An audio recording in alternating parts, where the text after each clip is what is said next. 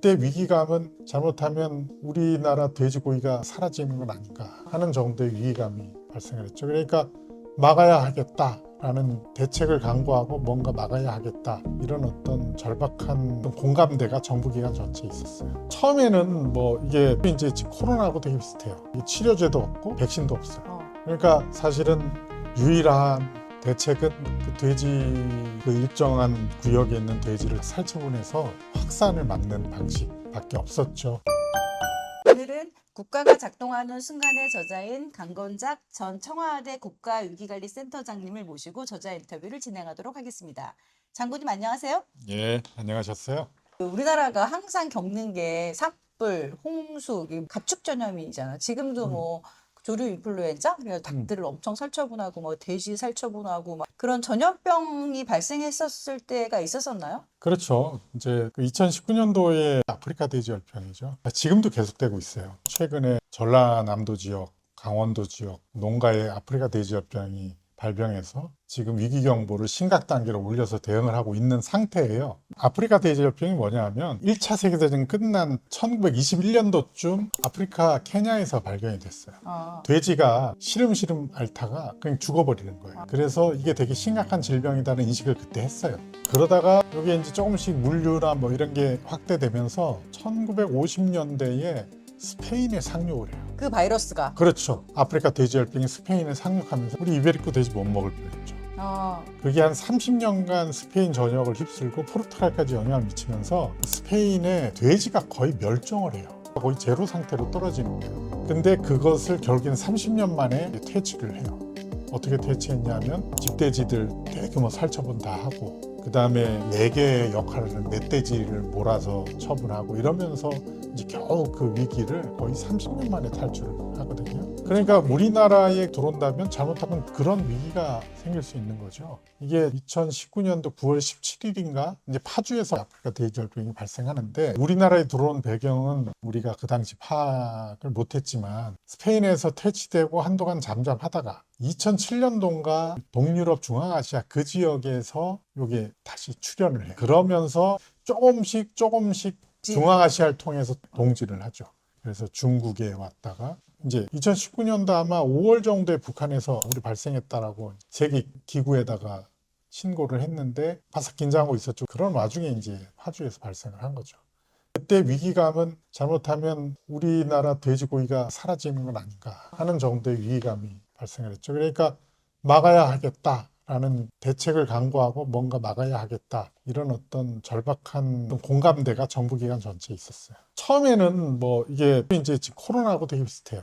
치료제도 없고 백신도 없어요. 그러니까 사실은 유일한 대책은 그 돼지, 그 일정한 구역에 있는 돼지를 살처분해서 확산을 막는 방식밖에 없었죠. 저는 처음에 뭐 이거 발생한 거 이제 대통령께 보고하고, 그 다음에 이 일은 농인비서관실에서 정책을 세워서 하겠거니 하고 약간 떨어져 있었는데, 청와대 내에 요 대책 TF가 만들어져요. 아프리카 돼지열병 대책 TF가 만들어지는데, 그 TF장은 이제 경제수석이 하시고 이제 관련 비서관들이 다 모이는데, 거기에 이제 위관리센터장도 와라 해서 갔죠. 갔는데 논의하는 과정을 보니까 대책이 명확하지 않은 거예요, 제보고. 왜냐하면 뭐 처음 우리가 맞이하는 상황이니까. 근데 저는 이제 뭐 대책을 하려면 첫 번째는 이게 원인이 무언가라고 이제 특정이 좀 돼야 되잖아요. 근데 원인이 뭔지를 모르는 거예요. 파주에서 발생을 했는데 또 다른 농가가 또 뭐 감염되고, 또 뭐 다른 지역 농가도 감염되고, 그러니까 전방 지역 위주로 뜨문뜨문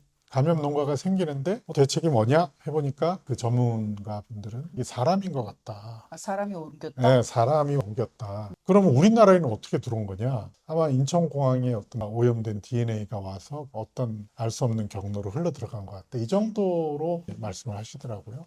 근데 저는 이제 일어나는 현상, 주로 전방 지역의 농가들이 뜨문뜨문 아프리카 돼지열병이 확진이 되는데, 말씀하신 어떤 원인이 이게 쉽게 납득이 안 가는 거예요.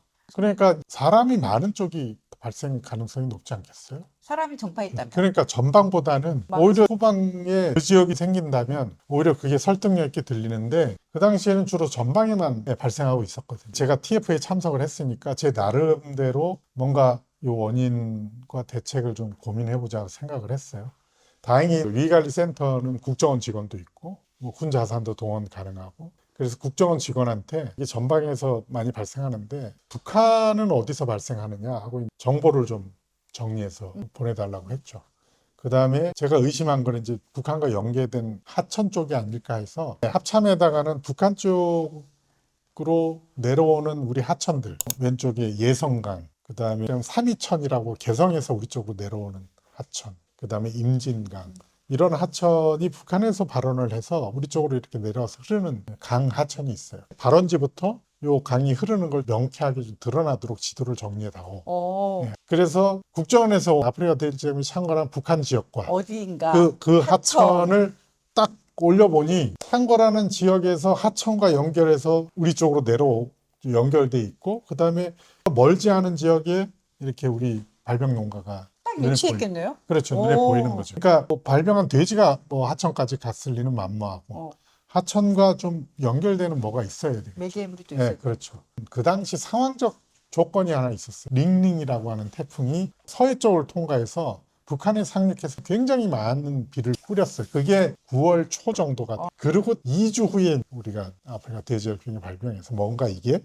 굉장히 긴밀한 연계가 있다라고 추측을 했죠. 그 다음에 뭔가 농가와 하천과 사이에 뭐가 있어야 되잖아요. 그래서 생물학자들하고 또 우리 직원들하고 계속 고민을 했어요. 그래서 매개동물이 있지 않느냐. 그러니까 이를테면 하천에 떠내려온 어떤 오염된 돼지 부속을 먹으면서 오염이 된 어떤 동물이 다시 우리 농가로 들어와서 그 바이러스를 옮긴 그 대상물을 찾아야 하는데 뭐 여러 가지 가능성 있는 동물들을 많이 띄워놓고 했는데 그게 이제 너구리일 가능성이 높다. 아, 너구리. 그 너구리 활동 반경이 15km까지도 되니까 아마도 하천에서 오염된 너구리가 먹고 전파했다. 그럴 가설을 세웠죠. 그러면 이제 대책이 나와야 되잖아요. 요걸 TF에다가 이런 가설을 설명을 했어요. 대책은 결국에는 이게 전방의 하천에 의해서 생기는 거고 다른 지역이 지금 발생 안 하니까 이거를 끊는 방법은 전방 지역에 그 당시에는 이제 농가가 발생하면 3km 정도까지 살처분하는 돼지를 이제 비우는 그런 정책이었는데 이걸 확대할 수밖에 없다. 그래서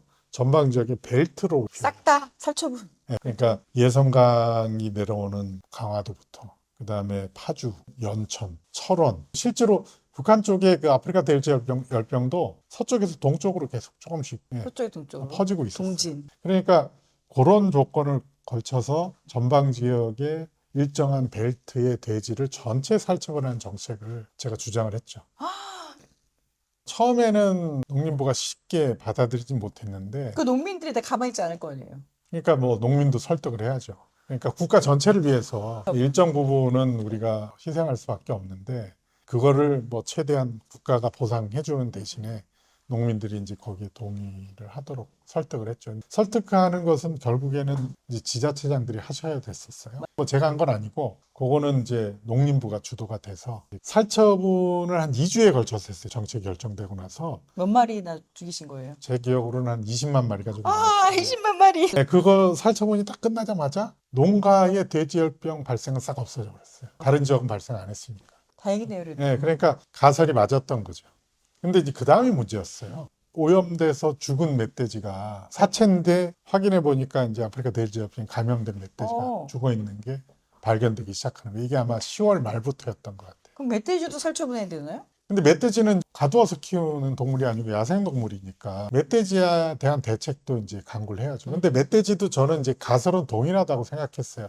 멧돼지를 또 생태학적으로 연구하는 분들한테 확인을 하고 또 우리 직원들도 동원해서 자료를 찾아보니까 멧돼지를 먹는 거예요. 돼지 부속 같은 게 내려오면 멧돼지도 너구리하고 똑같이 먹는 거예요. 아, 매개동물이 되네요. 네, 그러니까 멧돼지가 감염되는 건 문제가 안 되죠. 근데 멧돼지가 이게 집돼지와 연결될 수 있는 가능성이 있죠. 왜냐하면 어느 날 농장에 와서 사료를 먹으면서 오염을 시키면 집돼지한테 전파되는 거니까. 멧돼지에 대한 대책을 강구하지 않으면 사실은 언제든 집돼지에게 아프리카 돼지열병이 생길 수 있는 개연성이 높아지는 거죠. 그래서 어떻게 하셨어요? 이제 고민을 또 했죠. 근데 사실은 그 당시에 멧돼지는 이게 농림부 소관이 아니에요. 멧돼지도 뭐 자연환경부 아닌가요? 그렇죠. 환경부. 멧돼지는 환경부 소관이에요. 이번에는 환경부들을 설득을 해야 됩니다. 근데 환경부는 그 당시까지 그 스페인이나 동유럽에서 아프리카 돼지열병에 감염된 멧돼지를 처분하는 매뉴얼이 있었어요. 그게 뭐냐면 멧돼지 사체가 발생하면 그 지역에 3km의 울타리를 세운다. 그 외곽 10km 정도 다시 제2 울타리를 세우고 그다음에 그 안에 있는 멧돼지를 뭐 살처분시키든지 사냥을 해서 규칙이 있었네요. 사살하든지 이런 정책이 있었어요. 그래서 그 정책을 그대로 우리한테 적용을 한다라고 하시더라고요. 근데 이게 생각해보면 하천을 연해서 생기는 현상이잖아요. 멧돼지 하나의 사체를 가지고 동그랗게 철조망을 세워봤자 다른 지역의 하천에서 주워 먹어서 오염된 멧돼지가 생길 가능성이 훨씬 많아지는 거죠. 그럼 어떻게 해야 되는 거예요? 그럼 하천을 막아요? 그러니까 이것도 결국에는 일정 벨트로 벨트로. 대응할 수밖에 없는 거죠. 그래서 고민하다가 제가 지도 놓고 또 막 고민을 하다가 아이디어가 떠오른 게 3km, 10km 울타리를 세울 바에 벨트로. 이게 벨트로 그냥 우리를 전체 차단하자. 그래서 그걸 이제 또 TF 가서 말씀드렸는데 처음에는 다들 긴가민가 반대. 하셨죠. 근데 그러면 어느 정도 길이로 세워야 되느냐 해서 임진강부터 고성까지 연결을 다 해야 된다라고 주장을 했어요. 오. 근데 처음에는 그 말 꺼냈을 때는 쉽게 납득하지 않았는데 계속 생기니까 결국엔 정책이 결정이 되고 정식 결정되기 전에 제가 환경부 공무원들을 설득을 했어요. 네, 근데 뭐 쉽게 설득도 안 되고 해서 이제 헬기까지 소방헬기 협조해서 헬기로 항공정찰도 해보시라. 아, 이렇게 환경정찰. 보시라. 현장에 네, 이런 네. 상황입니다. 네, 이런 그 발생하는 지점 찍어보고 그 지역에 항공정찰 해보시고 이러면서 울타리 설치가 맞는지 안 맞는지 한번 경험해 보시고 눈으로 보시면서 판단해라 했는데 결국에는 이제 환경부가 하겠다. 예, 광역 울타리라 그래서 임진강부터 고성까지 울타리를 전체. 그럼 그렇죠, 진짜로 그렇죠. 돼지가 못 내려왔어요? 멧돼지가? 네, 거의 한동안 못 내려왔어요. 근데 이제 이게 오래 가는 건 아니잖아요. 왜냐하면 이게 이제 우리가 시간을 벌어야 되는 거죠. 그러니까 어떤 거냐면 전방 지역에 멧돼지로 일단 일정 기간 차단을 하면서 농장이 매개 동물이 못 오도록 좀 촘촘하게 방역 대책 강구하고 한편으로는 치료제도 개발해보고 백신도 개발해보고 이런 시간이 필요했죠. 그래서 그 시간을 확보하는 것이 이제 목표예요. 울타리의 역할이었는데 그렇죠. 그것이 역할이었죠. 계속 해가지고 근데 울타리를 뭐 처음에 설치하다가 이게 점점 좀 늘어났어요. 왜냐하면 네. 그 조금 밖에다가 사체가 생기면 또 울타리를 새로 치고 새로 치고 새로 하는 치고 해서. 그것을 이제 환경부가 계속 이제 그 정책을 확대를 했죠. 아, 근데 한 가지 좀 아쉬운 게 있었어요. 뭐냐면 사냥을 시작한 거예요. 사냥. 멧돼지, 멧돼지 사냥. 멧돼지를 그렇구나. 사냥을 시작한 거예요. 이게 이제 어떻게 된 거냐면 집돼지를 살처분한 게 전방 지자체잖아요. 그 농민들 말씀하신 대로 되게 불만이 많았죠. 근데 그분들이 하루라도 빨리 다시 우리가 하고 싶다. 재입식을 하고 싶다 했는데 아프리카 돼지열병에 감염된 멧돼지가 여기저기 계속 발견되니까 멧돼지를 예, 살처분해라. 우리 지역의 멧돼지를 다 빨리 없애달라고 계속 지자체행들이 요구를 했고 그렇죠. 민원이면 예, 환경부가 그걸 받아들였고 이제 사냥을 시작을 한 거죠. 멧돼지들이 다 도망갔겠는데요. 자기 그렇죠. 죽이려고 하면은 그렇죠. 이게 이제 절박하게. 예, 멧돼지가 안정되게 이제 그 지역에 있으면 네. 자기가 걸릴지 안 걸릴지 모르다가 이제 거기서 사멸에 가는데 사냥을 시작하니까 멧돼지들이 자기 서식지를 벗어나기 시작한 거예요. 위험한 자기가 살았던 지역을 빨리 벗어나고 싶다는 그 생존 욕구가 생존 욕구가 생기죠. 예.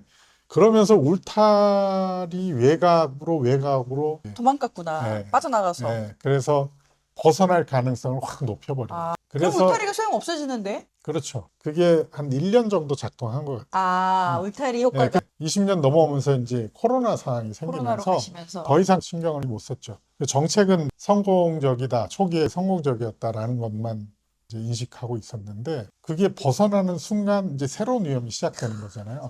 근데 그 환경부는 계속 그 울타리 정책을 확대해 나갔어요. 계속 또 울타리, 또 울타리, 네, 또 울타리. 저 후반까지 계속. 그럼 울타리 정책. 부작용이 있었을 텐데요?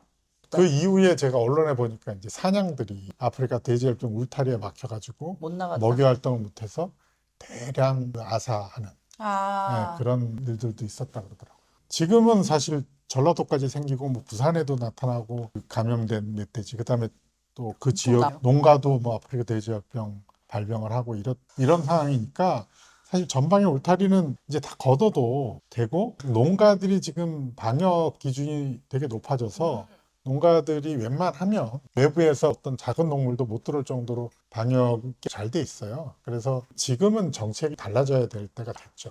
그때는 맞고 지금은 틀리다. 그렇죠. 상황이 상황이 달라지고 조건이 달라지면, 달라집니다. 더구나 지금은 이제 그 백신까지도 개발되고 있고 아. 그다음에 치료약도 뭐 계속 개발 중인 걸로 알고 있어요. 그래서 이게 지금 계속 상황이 달라지고 있으니까 그때 이게 맞춰서. 과거에는 효과가 있었지만 지금은 조절을 해야죠. 그래서 그때는 어쨌든 간에 울타리를 통해서 막아서 어느 정도 돼지열병을 극복하고 그렇죠. 우리 다시. 각각의 농가들의 어떤 생존력이 되게 높아졌다라고 생각을 해요. 그래서 지금 뭐 정부가 잘 하고 있지만 가끔 농가들한테 아프리카 돼지열병이 발병하더라도 이게 무방비로 전국적으로 퍼져서 뭐 스페인 같이 위험한 상황으로 가지 않을 것이다라고 생각을 합니다. 네, 알겠습니다.